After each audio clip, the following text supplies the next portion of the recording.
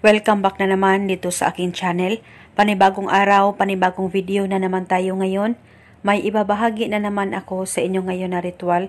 Ito'y simpleng gabay at simpleng pamamaraan at ito ay makakatulong sa inyo. At kung bago sa channel ko, ay huwag niyo pong kalimutang mag-subscribe at pindutin ang notification bell para palagi kayong updated sa mga bago kong videos. Gusto mo ba na ikaw ay palaging maalala at iisipin ng partner mo o ng mahal mo, malayo o malapit man kayo sa isa't isa?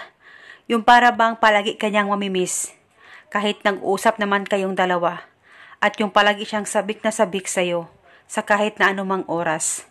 Gawin mo lamang itong ritual na ibabahagi ko sa inyo ngayon. Dapat kayo ay palaging naniniwala sa mga ganitong pamamaraan. At ang ritual na ito ay pwede mo ito gawin sa kahit na anong araw o oras na gusto mo. Ang gagawin mo lamang, kunin mo lamang ang cellphone mo. Dapat meron kang larawan niya dyan sa cellphone mo.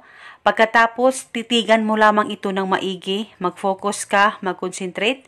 Iisipin mo siya at pagkatapos ibulong mo ito sa larawan niya dyan sa cellphone mo. Pangalan at apelido, ako lamang ang iisipin mo at ikaw ay palaging sabik na sabik sa akin at ako ay iyong mamimiss palagi. Ibulong mo lamang ito ng 3 beses at pwede mo padagdagan ang hiling, wala pong problema. At pagkatapos, halikan mo lamang ng 1 beses ang larawan niya dyan sa cellphone mo. At ang ritual na ito ay pwede mo ito gawin sa kahit na anong oras na gusto mo. Pwede ito gawin bago ka matulog, pagkagising mo sa umaga o sa kahit na anong oras na gusto mo. At ang ritual na ito ay pwede ito gawin araw-araw at gawin ito hanggang kailan mo gusto. At paniguradong ikaw lamang ang isipin niya at ikaw ay palaging mamimiss at palagi siyang sabik sa'yo.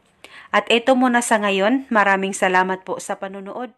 May God bless us all.